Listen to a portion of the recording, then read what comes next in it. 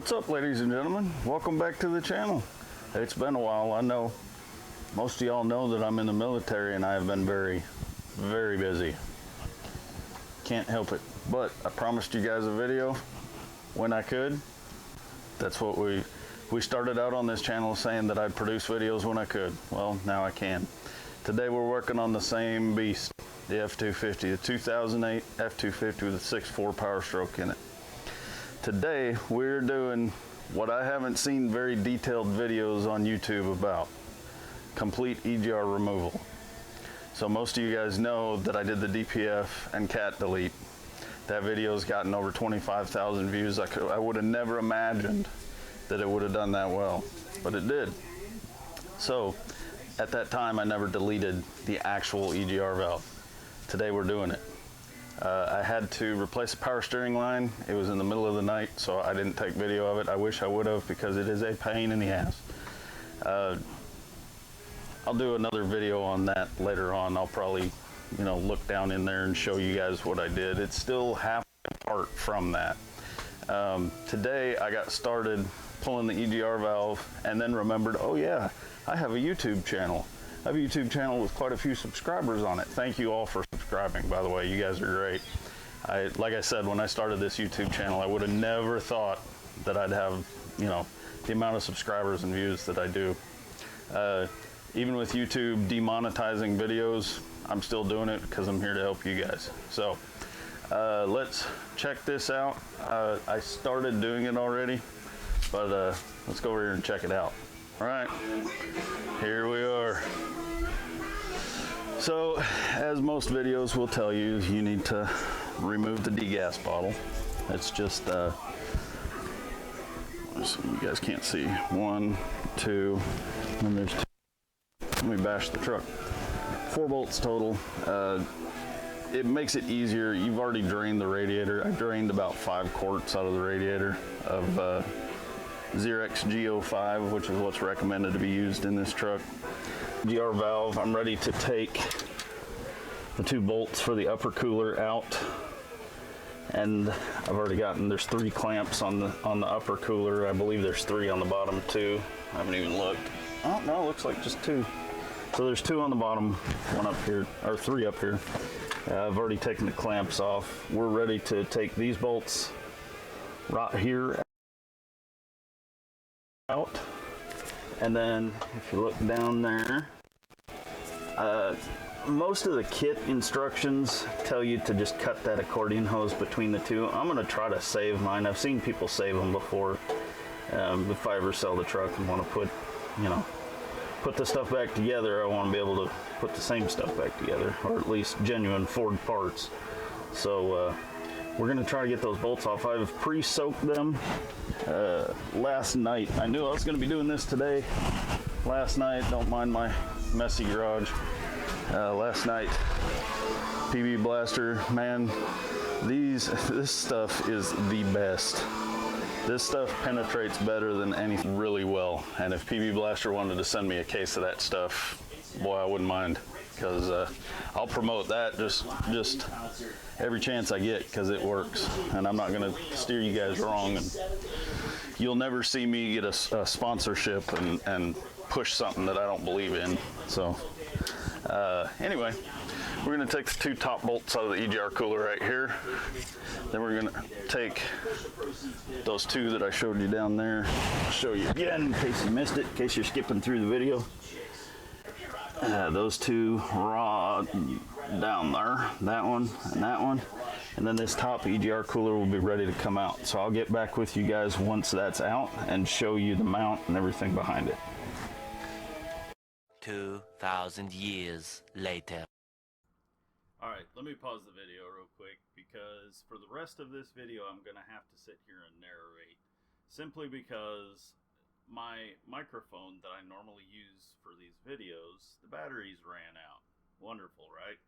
So from here on out, I'll be narrating and trying to decipher what I was trying to tell you and go ahead and tell you in this narration. So we pick back up with the EGR cooler out. The top one is out. And I'm going to move over and show you that if you loosen the bolts for the fan shroud, it makes it easier to get down to some of the stuff. I had already had this loosened to do the power steering hose, the supply hose from the pump, which can be a pain in the butt. And I'm showing you where the bolt hole locations are. There's one there, then one on the other side. I'll show you in a second, I'm sure. Oh, I'm telling you which size. I can't even remember. I think it's a 1/2 inch by looking at the video there, but you get a 1/2 inch in there, you get some room.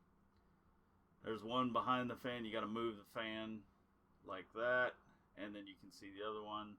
There's some more down at the bottom, but just loosening the top ones make it a little easier to get your hands down in there to get the clamps off, which I'm showing you here. There's 1, 2, and I think the third one was already off. I think by the time I started the video back up, the third one was slid off the bottom, and we got it out of there. But, oh, shaky camera there. I think the stud came out. It was seized. The nut was seized onto the stud. I think that's why that empty hole is there. It's a couple, almost 2 weeks after I actually did this, when I'm doing this voiceover. I know I promised this quite a while ago. I even made a video telling you guys that I was coming up with a new video here real quick, but I've had some issues with the microphone and trying to figure out how to do a voiceover in DaVinci Resolve, which is the software that I use. So finally got that figured out. It's recording all nice, and I'm happy with it. So what we have left to do from this point is to take the actual EGR valve off and then try to get the mount off, which I'm going to show you here in just a second. That big freaking cast iron heavy mount. I swear to God, that thing weighs 25 pounds. But there's bolts on the back side of it, and there's a bolt hole. It's kind of hidden by the clamp there. You can see it a little bit. There's a bolt hole right there. And you take those off, and the thing slides up and out. It's kind of a pain to get out, but you can get it out, and then we'll work on that bottom cooler.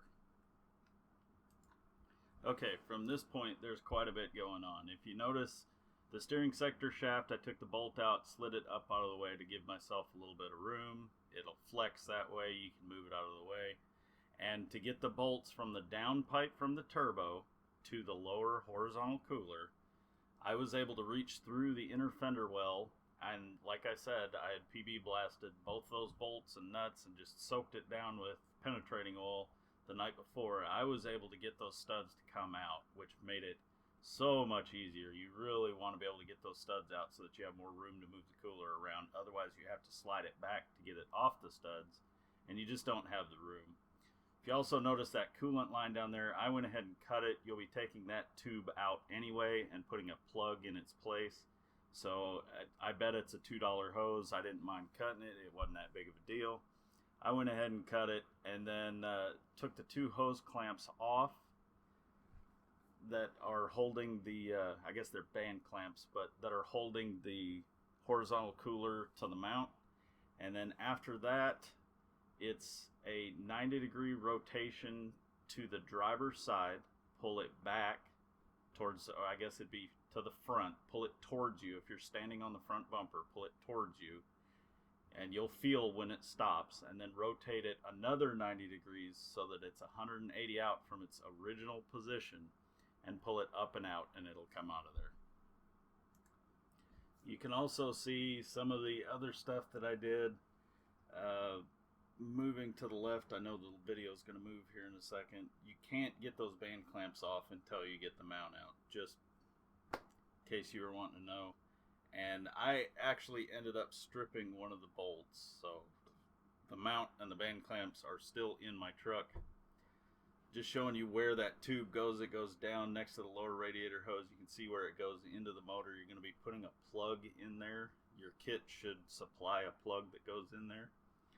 It has a rubber O-ring on the plug. I took an RTV'd around, high temp RTV'd around that as well to help lubricate getting it in there and help seal it up. Also, you're going to need to take the bolt that holds your old dipstick, take that out and rotate your dipstick away to the outside of the truck so that you can get the horizontal cooler out. It just makes it a little bit easier. And if you look, that graphite hose right there to your left in the bottom left hand corner of the frame, You want to be very, very careful not to break that because they're not cheap. So you're going to eventually remove it, but you don't want to break it regardless. So here I'm just showing there are the mounting bolts for the lower holder for the horizontal cooler are also your exhaust bolts.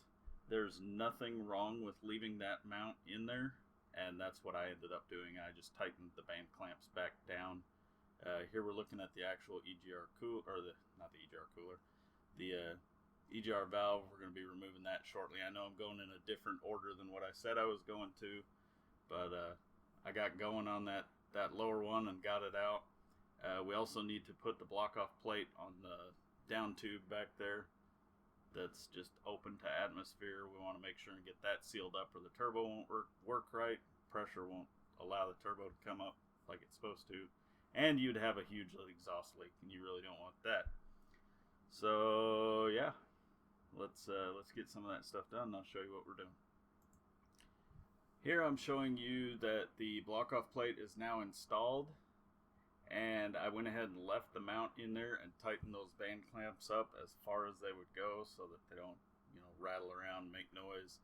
I stripped that bolt and did not want to drill in and potentially mess up my manifold, get exhaust leaks. I didn't want to mess with any of that. So I just left the mount in there. It's not going to hurt anything. I reattached the, if you scoot the video back up, you'll be able to see the dipstick where I reattached that. Now that plug is in that I told you we were going to put in. You can see the plug. It's one 10mm bolt down there. I wish I would have moved the flashlight a little bit better. But sorry for my dark videos. I seem to always do videos when it's dark out. But you can see the plug right there. It's in, sealed, and ready to go. And then, like I said, I put the dipstick bolt back on. You can see where that bolts up right there. If you look just above the wire loom right there with the red and yellow wire, you can see the nut on that stud. That's how you fasten that back up. Be careful. Try not to get anything down. Your ABS computer is directly below where the camera is. Try not to get any antifreeze on that. I'm having an intermittent ABS light now, which I believe is the sheared pin that's in there that's barely making contact. That's probably going to be my next video, is replacing that ABS computer, because now when I hit the brakes, when I'm man, I can't talk today. When I hit the brakes, if the ABS light comes on, it tries to go into ABS mode, and it only uses the right front brake caliper, which obviously pulls the truck to the right. Doesn't do it all the time. It's just an intermittent thing. I've been meaning to replace that for a while, so I'm going to need to do that. But the steering sector shaft, you can see there, is put back together. The bolts back in. Everything's capped up. We are done down here, with the exception of that hose that we still need to take out and block off. But yeah, we're about done here. So we'll bring the light up here, and now I can't believe I left that mount in this long. We're going to take that mount out. I had forgotten that I left that thing in here this long, but we're going to take that bad boy out, get that out of the way, and then very last thing, I believe, if I remember the order of what I did everything, I think I take the EGR valve out last, and then spend some time cleaning the intake, because when I take that EGR valve off, there is just a mess of soot mixed with oil and or fuel, and it's just a mess. So we're going to do that next, and let me do some fancy editing so that you don't have to sit through it, and we'll show you that. So here I'm showing you the fancy tool that I made for taking your fan clutch off. If you're looking down at the fan clutch the way you are right now, you want to pull towards the driver's side to loosen it.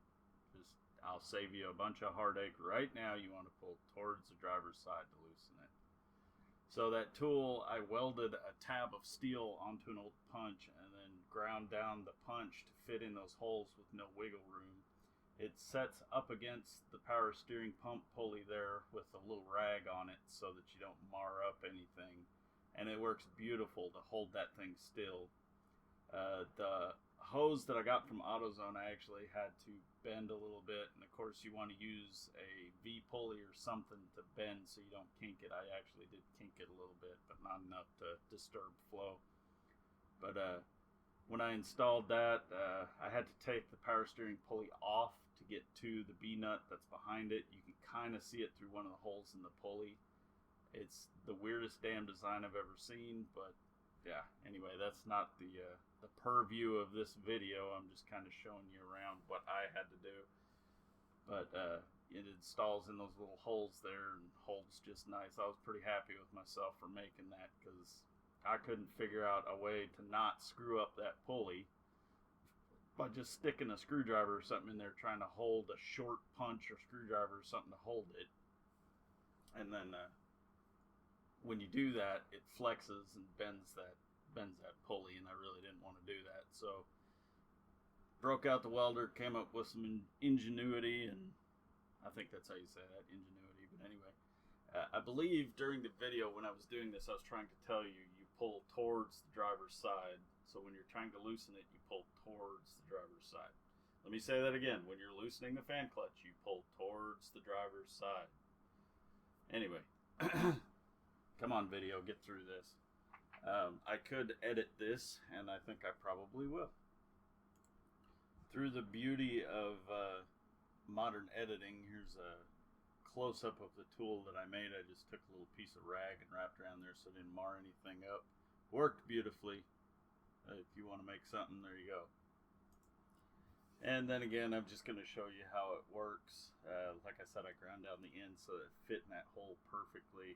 And then you just rotate the crank to where it butts up tight, and then loosen the fan clutch to get it off. It gives you a ton more room to get to this plug that's down here. And of course I had it off anyway to get to that power steering line. One eternity later. Alright, so if you look, now that top plug is installed, and if you need reference, the fan shroud, the right, or it'd be the driver's side bolt at the top, just inboard of that is where that plug goes. So you can see it right there in the picture. It's pretty easy to tell where it goes. So this part's pretty straightforward. There's 4 bolts in the EGR valve that actually hold it on.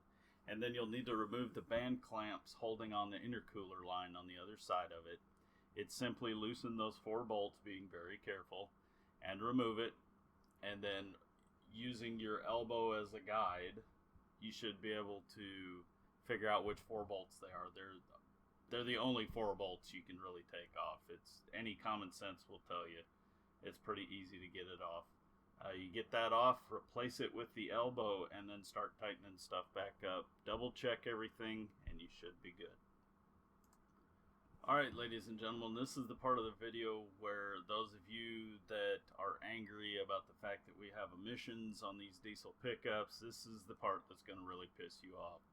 If you look down into my intake, that is the nasty shit that EGR valve was depositing into the cylinders of my truck before I shut it off.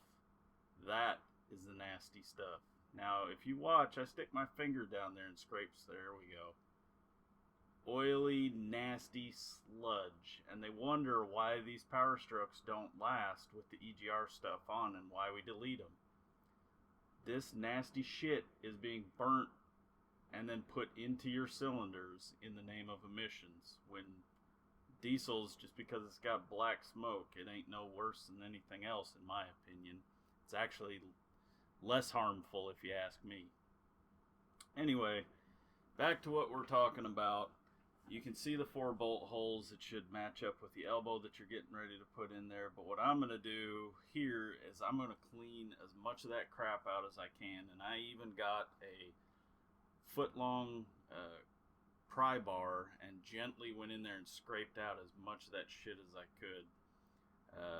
It's got to help with airflow. And after seeing this, I may just end up replacing my intake at some point, because I don't want any of that breaking out and getting down into the cylinders. I actually had a compression test done on this truck, and the 2 regen cylinders, which are 7 and 8, are down 2% but the rest of my cylinders are at 100% according to Ford's IDS tools. So the truck, the motor and the truck and everything's still in good condition. I'm glad I did this when I did, because that's exactly what kills these trucks, is that right there. So we're gonna clean that out. We'll put the elbow on, tighten everything up, and go from there. So at this point, I'm done cleaning the intake, and I am trying to show you guys by moving the light around how much cleaner it is. Of course, it's stained, so it's going to remain black in there. We're not trying to get polished aluminum in there. We're just trying to clean out the nasty crap. And I will tell you, since this was about 2 weeks ago and it's now done, the truck has more power. This was definitely something I should have did when I did the DPF delete and turned off the EGR, but I just didn't have the time at the time. There's all my tools. So basically all that's left now that it's clean is clean that mating surface. And then what I'm going to do is clean that out, wipe it all out, make sure there's nothing in there that's going to get sucked in. Put the elbow in, and then we are done, ladies and gentlemen. This video has been a little bit long, and it's been kind of painstaking to have to try to narrate and remember from 2 weeks ago what I was trying to tell you guys. But all we have left, as far as the EGR delete goes, all we have left is to install that elbow with the 4 bolts. There's a gasket that goes between there. Your kit should supply it. Bolt that down. The kit will tell you what the specifications are for torque. You don't want to over tighten something like that, especially with it being cast aluminum. My elbow actually had some casting residue, not residue, but extra casting slag on the inside of it. I just cleaned it up with a file and then wiped it out with alcohol to make sure that I didn't leave any particles behind. Installed that and hooked it up to the intercooler line. Went over everything that I did. Those electrical connectors that used to go to the EGR valve, I covered those with plastic baggies and zip tied them, pushed them out of the way. At some point, I'm going to get some heat shrink from work and heat shrink them so that it looks a little more professional. And now, sitting here looking, I need to clean my engine bay badly. But yeah, that's really all there is. It's not as scary as everybody thinks it is. It's pretty easy to tackle. You can get it done in an afternoon. I did it over the course of about 6 hours, and that's with shooting video. So thanks for hanging out. I'm going to extend the video that I have just a little bit to do my outro here. Thanks for hanging out. Thanks for watching. If you have any questions, throw them in the comment section below. I would appreciate the hell out of you subscribing if you're new, if you're not already a subscriber to this video. I do these kinds of videos on this truck as much as my time permits me to, and I will be happy to answer any questions that any of you have. And be sure and click that little bell so you get notified whenever I post a new video. I've got a little bit of time now, so I'm going to be doing more of these. Probably the next one will be the ABS computer replacement, which that needs to be done because I broke a pin off and it's just kind of sitting in there. But yeah, comment, like, subscribe, and I will see you guys in the next video. Thanks for watching.